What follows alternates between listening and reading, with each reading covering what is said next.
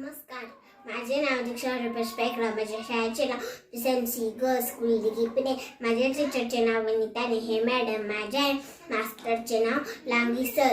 आज मी तुम्हाला भूत आणि चिमणी ही गोष्ट सांगणार आहे. एक होती भूतनी आणि ना ती खूप दुसऱ्या देशात गेलती. तिथं चिमणी, कावळे, कबूतर, मैना, राघू सगळे तिथं राहायचे. जंगलामध्ये गेलती ती. मग ना तिथे एक चिमणी होती. त्या भूतनीने काय केलं, त्या चिमणीला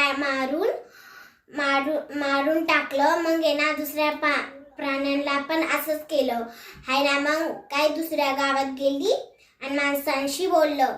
एका बाईमध्ये बदलली आणि माणसांशी बोललं.